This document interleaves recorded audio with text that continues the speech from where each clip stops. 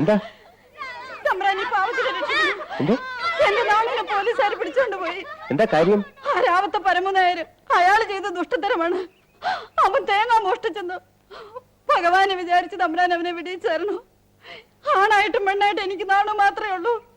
അവനെന്തെങ്കിലും വന്നപ്പോ ഞാൻ ജീവിച്ചിരിക്കല്ലോ തമ്പുരാനെ. നാണു തേങ്ങ മോഷ്ടിച്ചോ? പച്ച കള്ളവാ തമ്പുരാനെ. കൺമുന്നിൽ ഇട്ട് കൊടുത്താ പോലും അന്യന്റെ വസ്തു തിരിഞ്ഞു നോക്കുകയല്ല. അങ്ങനെയാ ഞാൻ അവനെ വളർത്തിയത്. പരമൂന്നായര് വേറെന്തോ വൈരാഗ്യത്തിന് ചമച്ചുണ്ടാക്കിയ കള്ളക്കേസാ. തമ്പുരാൻ എന്റെ മോനെ രക്ഷിച്ചു തരണോ? ചെയ്യാത്ത കുറ്റത്തിന് ആരാണ് ഇവിടെ നാണുവിനെ ശിക്ഷിക്കാന്നറിയണമല്ലോ. നാണുവിന്റെ അമ്മ വിഷമിക്കാതിരിക്കാം.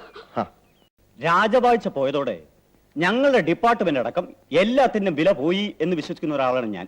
അതിന്റെ ഒരു ബഹുമാനം കോവിലകത്തോടും അവിടുത്തെ തമ്പരാക്കന്മാരോടും ഒക്കെ എനിക്കുണ്ട്. അതുകൊണ്ടുകൂടി പറയുകയാണ്, ഇവിടത്തെ പോലുള്ള ഒരാള് ഇത്തരം വില കുറഞ്ഞ കാര്യങ്ങളിൽ ഇടപെടരുത്. അവൻ തേങ്ങ മോഷ്ടിച്ചിട്ടുണ്ടെങ്കിൽ അതിന് ശിക്ഷ അവൻ വാങ്ങിക്കട്ടെ. അവൻ മോഷ്ടിച്ചിട്ടുണ്ടെങ്കിലല്ലേ ഹെഡ് കോൺസ്റ്റബിളെ? എന്നാ കേട്ടോളൂ, നാണു മോഷ്ടിച്ചിട്ടില്ല. കണ്ട സാക്ഷികളും പിടിച്ചെടുത്ത തൊണ്ടിയും ഒക്കെ ഓരോ വൈരാഗ്യത്തിന്റെ പേരിൽ കൽപ്പിച്ചുണ്ടാക്കിയതാണ്. നാണു മോഷ്ടിച്ചിട്ടില്ല. ഉറപ്പില്ലാത്തൊരു കാര്യം ഞാൻ വന്ന് പറയുന്നു തോന്നുന്നുണ്ടോ ഹെഡ് കോൺസ്റ്റബിളിന്? അനിയൻ തമ്പുരാൻ ഇത്ര തറപ്പിച്ച് പറയുമ്പോ ശരിയായിരിക്കും. അവൻ മോഷ്ടിച്ചിട്ടുണ്ടാവില്ല. അവനെ അങ്ങോട്ട് വിട്ടയക്കുക. എടോ അബ്ദുള്ളേ, ആ ചെറുക്കനെ ഇറക്കി വിട്. നിങ്ങളവനെ ഭേദ്യം ചെയ്യുമൊന്നും ഉണ്ടായില്ലല്ലോ? ഏയ് ഇല്ല, സാവകാശമാകാമെന്ന് കരുതിയിരിക്കുകയായിരുന്നു. തമ്പുരാൻ വന്ന് നിന്റെ നല്ല നേരം. ഓക്കെയോ?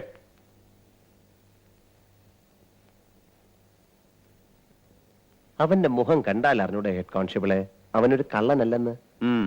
ആകെ കൂടിയുള്ളത് 10-16 തെങ്ങ. വിളഞ്ഞ കൊലയിൽ നിന്ന് രാത്രി തേങ്ങ പിരിച്ചെടുത്തു. ഇന്നെന്തെങ്കിലും തുടങ്ങിയതല്ല ഈ ഉപദ്രവം. ഉപദേശിച്ചു നോക്കി, ശാസ്ത്രം നോക്കി, രക്ഷയില്ലാന്ന് കണ്ടപ്പോഴാ ഇന്നലെ രാത്രി കാവലിൽ നിന്ന് കയ്യോടെ പിടിച്ചത്. അപ്പൊ നിങ്ങൾ പറയുന്നത് നാണു ശരിക്കും തേങ്ങ മോഷ്ടിച്ചിട്ടുണ്ടായിരുന്നു എന്നാണോ? ഭഗവാൻ അറിയാം, അതാണ് സത്യം. ഹായ്, അപ്പൊ ഞാൻ കാണിച്ചാണല്ലോ അതിക്രമം. സാരമില്ല, വഴിയുണ്ടാക്കാം. അതെ ഹെഡ് കോൺസ്റ്റബിളെ, ഒരു അബദ്ധം പറ്റിയിരിക്കുന്നു. ആ നാണു ശരിക്കും തേങ്ങ മോഷ്ടിച്ചിരുന്നു അത്രേ. അത് മനസ്സിലാക്കേണ്ടേ ഞാൻ വന്ന് ശുപാർശ ചെയ്തതും അത് വിശ്വസിച്ച് നിങ്ങൾ അവനെ വിട്ടയച്ചതും രണ്ടും ബുദ്ധിമോശമായി. അതങ്ങോട്ട് തിരുത്തുക. മോഷണം നടത്തി പിന്നെ നുണയം പറഞ്ഞിട്ട് എന്നെയും നിങ്ങളെയും വിട്ടിയാക്കിയിട്ട് ഒരുത്തരം അങ്ങനെ രക്ഷപ്പെടാൻ പാടുണ്ടോ? ഇല്ല. ആരെന്ന് വെച്ചാൽ അയച്ച് അവനെ കൈയോടെ പിടിക്കുക, ഭേഷായിട്ട് ഭേദം ചെയ്യുക, വേണ്ട ശിക്ഷയൊക്കെ കൊടുക്കുക. പാവം ആ പരമനായരെ പോലുള്ളവർക്ക് ഇവിടെ ജീവിക്കണ്ടേ? ഒട്ടും അമാന്തിക്കണ്ട കേട്ടോ. ഈ വക കാര്യങ്ങൾക്ക് അപ്പ തന്നെ കിട്ടണം, എന്നാലേ പഠിക്കൂ. പറട്ടെ.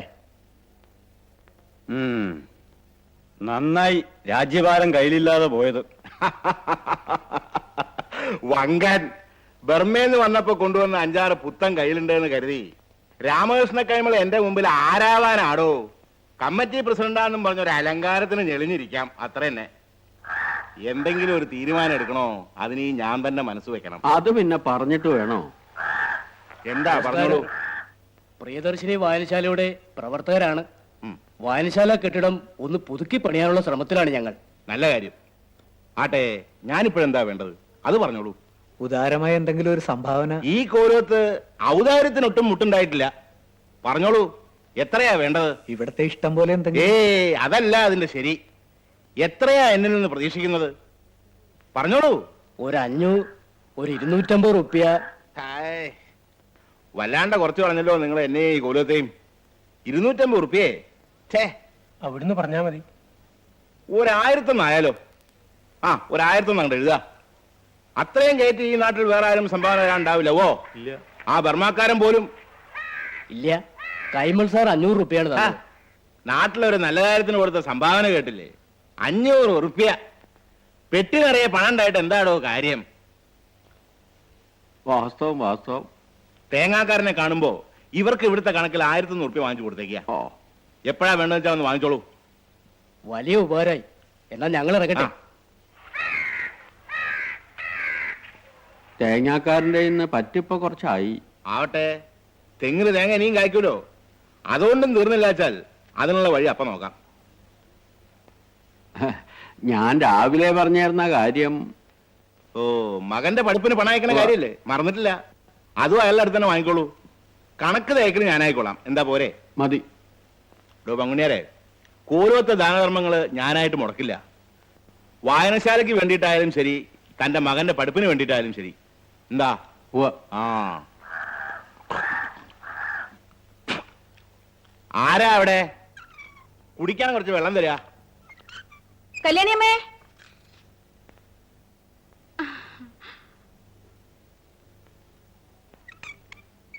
എത്ര പുസ്തകമാണ് ഈ തമ്പുരാട്ടി വായിച്ചു കൂട്ടുന്നത്?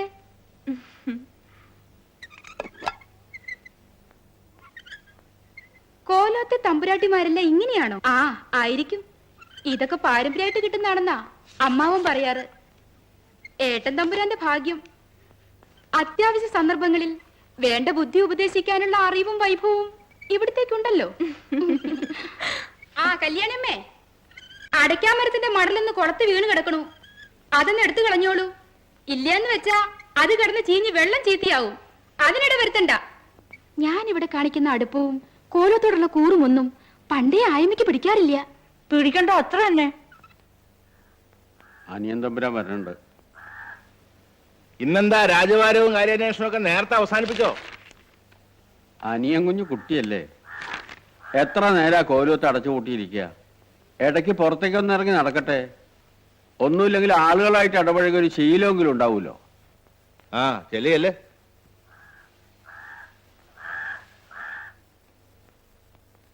ഒന്നിനോളം വളർന്നു എന്ന് പറഞ്ഞിട്ട് എന്താ കാര്യം? വിവരവും പ്രാപ്തിയില്ലാന്ന് വന്നപ്പോ തീർന്നില്ലേ എല്ലാം?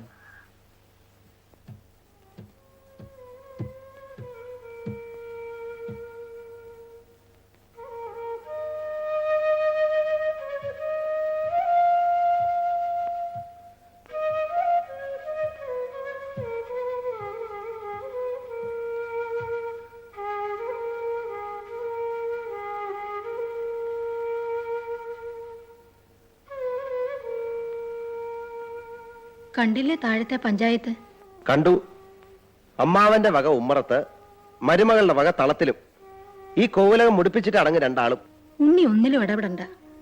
കണ്ടില്ലാന്നും കേട്ടില്ലാന്നും നടിക്കുക. അതേ വഴിയുള്ളൂ. ഉണ്ണിയുടെ അമ്മയുണ്ടായിരുന്നെങ്കിൽ ഈ കൂട്ടരൊക്കെ കോലോത്ത് കയറാൻ ധൈര്യപ്പെടുമായിരുന്നു. ആ, പറഞ്ഞിട്ടെന്താ ഫലം?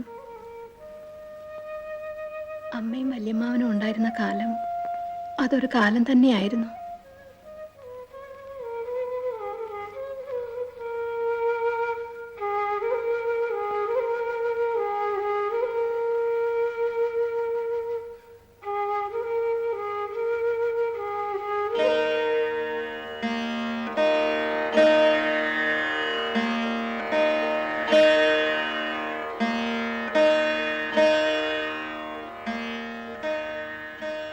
അനിയൻ തമ്പുരാൻ എന്താ ഒറ്റയ്ക്കിരുന്ന് ആലോചിക്കുന്നത്?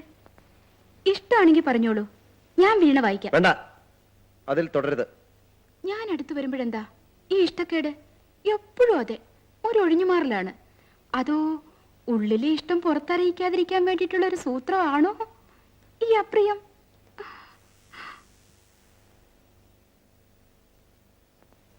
ആ ചിരിയും കൊഞ്ചിക്കൊഴഞ്ഞൊരു വർത്താനവും കണ്ണെറിയലും, ഹായ്, മുഖത്തേക്ക് കാറി തുപ്പാനാണ് എനിക്ക് തോന്നിയത്. അരുതുണ്ണി, ഒരു അവിവേകം കാട്ടരുത്. അശ്രീകരം. ഏട്ടനെ വശീകരിച്ചത് പോരാഞ്ഞിട്ടാവും എന്റെ അടുത്ത്. ഏട്ടത്തിയുടെ കോവിലകത്ത് നിന്നും ബന്ധുക്കൾ എത്തിയിട്ടുണ്ട്. കല്യാണിയമ്മയ്ക്ക് ഇനി പിടിപ്പത് പണിയായി. അതിനെന്താ ഉണ്ണി, എനിക്കതൊരു ബുദ്ധിമുട്ടായിട്ട് തോന്നുന്നുണ്ടെങ്കിലല്ലേ. ഏതായാലും ഇവര് ഇടയ്ക്കും തലയ്ക്കും ഒന്ന് വന്ന് പോകണത് നല്ലത് തന്നെ. ഏട്ടത്തി ഇരുന്നിടത്തു നിന്നും ഒന്നും അനങ്ങുമല്ലോ. പിത്തം പിടിക്കാണ്ടിരിക്കെങ്കിലും ചെയ്യട്ടെ. അങ്ങനെയൊന്നും പറയരുതുണ്ണി. ദാ വരണു. ചിറ്റൂരിൽ നിന്നും സുഭദ്രേച്ചിയുടെ കത്തൊക്കെ വരാറില്ലേ ചെറിയമ്മേ? കത്തൊക്കെ വരണുണ്ട്. ആൾക്ക് മാത്രം വരാൻ സാവകാശം ഇല്ല എന്നൊരു കുറവേ ഉള്ളൂ. അത് നമ്മുടെ കുഞ്ഞിക്കാവിന്റെ കാര്യം പറഞ്ഞതുപോലെയാ, പിടിപ്പതും മുതല്. പക്ഷെ കണ്ണൊന്ന് ചിമ്മാനുള്ള സ്വസ്ഥതയില്ല. തക്കം പാർത്ത് നിൽക്കുകയല്ലേ സ്വന്തക്കാരെന്ന് പറഞ്ഞ് കുറെ എണ്ണം. കണ്ണെന്ന് തെറ്റിയ എത്രയാ കക്കുവെന്ന് യാതൊരു നിശ്ചയമില്ല. സുഭദ്രയുടെ കാര്യം ഇത് തന്നെയാ. ഇവിടെ സ്ഥിതി അതൊക്കെ തന്നെയാണ് ചെറിയമ്മേ. എല്ലാറ്റിനും എന്റെ കൈ തന്നെ ചെല്ലണം, അല്ലെങ്കിൽ കാണാൻ കഥ. ചെറിയമ്മയ്ക്ക് ഒരടകൂടിയാവാം. വേണ്ട, മതി കുട്ടിയെ. ഓ, അങ്ങനെ ഇപ്പൊ മതിയാക്കണ്ട. വേണ്ട വേണ്ട, കാറിൽ തന്നെ പോയാ മതി. കൃഷ്ണ, ആ കാറൊന്ന് പിന്നാമ്പുറത്തേക്ക് നീക്കിയിടൂ. കല്യാണിയമ്മേ, ആ ചാക്കും സഞ്ചിയും സാധനങ്ങളും ഒക്കെ കാറിലേക്കൊന്ന് എടുത്തു വെച്ചോളൂ. മുൻവശത്തോടി പോവണ്ട, വരാറായിട്ടുണ്ട്. നിക്ക്. പോരാത്തത് പിന്നെ ഒന്ന് വാങ്ങിച്ചോളൂ കേട്ടോ.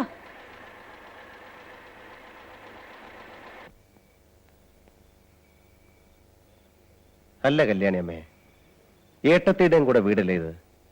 ഇവിടെ നിന്നും അവരുടെ കോവിലകത്തേക്കോ ബന്ധുക്കൾക്കോ എന്തെങ്കിലും കൊടുക്കണം എന്നുണ്ടെങ്കിൽ എന്തിനാ അത് ഒളിച്ചു മറച്ചും പിന്നാമ്പുറത്തൂടെ ആക്കണേ?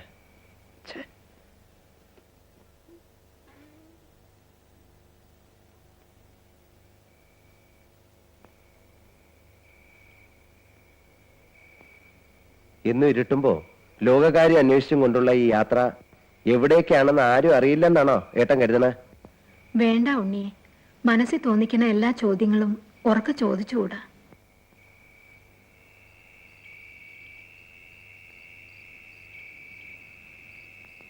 എന്തിനാ രാത്രിയിൽ ഇറങ്ങി വരണമെന്ന് പറഞ്ഞത്? ഒന്നിനുമല്ല.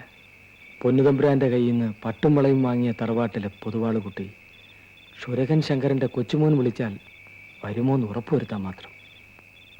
വരുമെന്ന് ബോധ്യായില്ലേ? ഉവ്, ഇന്നിരെ പേടിക്കണ്ട. ലോകമറിയ എന്റെ സ്വന്തമാക്കിയിട്ടല്ലാതെ ഞാനൊന്ന് തൊടുക പോലുമില്ല. അതിനുള്ള ഹൃദയശുദ്ധി എനിക്കുണ്ട് കുട്ടി. കരയരുത്. ഒരായുസിന് വേണ്ടതിലേറെ കരഞ്ഞതല്ലേ. ഇനി ഈ കണ്ണുകൾ നിറയാൻ ഞാൻ അനുവദിക്കില്ല. ഇന്നലെ പൊക്കോളൂ.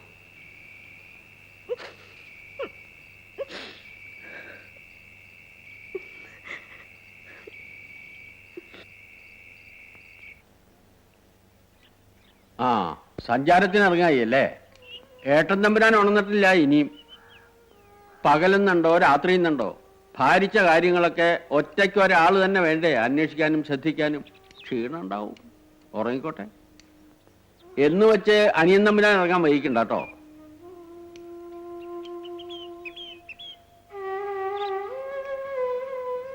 ഉണ്ണി കാപ്പി കുടിച്ചിട്ടില്ല. വേണ്ട. വേണം, വിളമ്പി വെച്ചിരിക്കുക. ഉണ്ണി വരൂ. എവിടേക്ക് നില്ലാണ്ട് ദിവസവും രാവിലെ എന്തിനാ ഉണ്ണിയെ ഈ ഇറങ്ങി പോണത്? പോകാവുന്ന ഇടങ്ങളിലേക്ക് മാത്രമല്ലേ ഞാൻ പോണുള്ളൂ, അതും പകല് മാത്രം. എവിടേക്കും പോകാതെ ഇവിടെ തന്നെ ഇരുന്നാ പലതും കാണേണ്ടിയും കേൾക്കേണ്ടിയും വരും. ഉള്ള സ്വസ്ഥത കൂടെ കളയാൻ എന്തിനാ? ശരിയാണ്. ഉണ്ണി എവിടേക്കാന്ന് വെച്ചാ പൊയ്ക്കോളൂ. പോവണ്ടെന്ന് പറയാനും പൊയ്ക്കോളൂ എന്ന് പറയാനും രണ്ടിനും കല്യാണിയമ്മ തന്നെ.